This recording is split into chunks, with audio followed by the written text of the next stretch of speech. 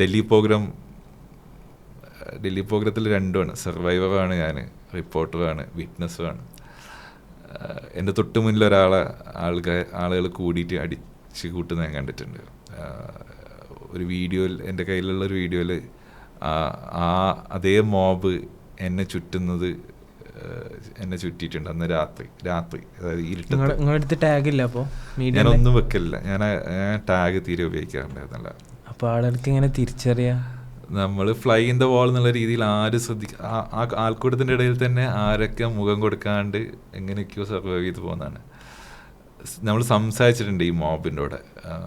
സ്ത്രീ ഇങ്ങനെ മുസ്ലിങ്ങൾ, ഹിന്ദുക്കളെ അവിടെ കൊന്നിട്ടുണ്ട്, ഞങ്ങളിവിടെ പ്രതികാരം ചെയ്യുന്നു പറഞ്ഞിട്ടുള്ള ആൾക്കാരായിട്ട് എൻ്റെ അടുത്ത് വന്ന് സംസാരിച്ച ആൾക്കാരുണ്ട്.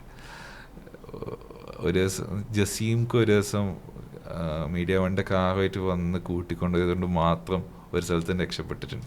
സ്വാഭാവികമായിട്ടും അങ്ങനല്ല, അവിടെ ഞാൻ പോവേണ്ടിയിരുന്ന സ്ഥലത്ത് എന്ത് ചെയ്തിട്ടുണ്ട്, വലിയ വയലൻസ് ഉണ്ട്. നമ്മൾ അങ്ങോട്ടേക്ക് പോകുമ്പോൾ തീ കത്തുന്നില്ല, തിരിച്ചു വരുമ്പോൾ എന്താക്കാണ് നമ്മൾ ബാക്കത്തെ എല്ലാവിടെയും തീ കത്താണ്. അങ്ങനെ നമ്മൾ വേഗം തിരിച്ചു പോയ അവസ്ഥയൊക്കെ ഉണ്ടായിട്ടുണ്ട്.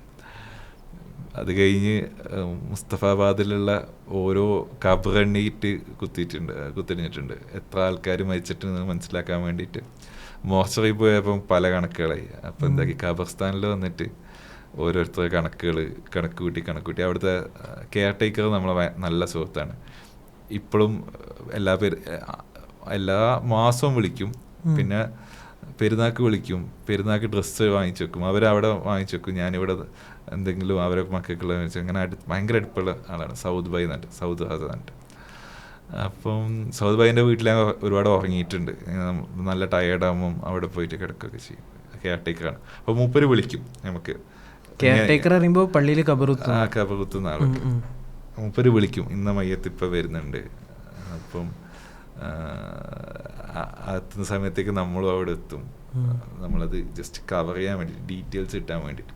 സ്വാഭാവികമായിട്ട് ഡൽഹിയിൽ, അതായത് രാജ്യതലസ്ഥാനത്ത് മരിച്ച ആളുകളുടെ എണ്ണത്തിൽ ഇപ്പോഴും ആളുകൾക്ക് സംശയമുണ്ട് ഡൽഹി പ്രോഗ്രത്തിൽ. അപ്പം ഒന്ന് ആലോചിച്ച് നോക്കിയേ അന്നത്തെ ഒരവസ്ഥ. അപ്പം അത് കവർ ചെയ്തിട്ടുണ്ട്.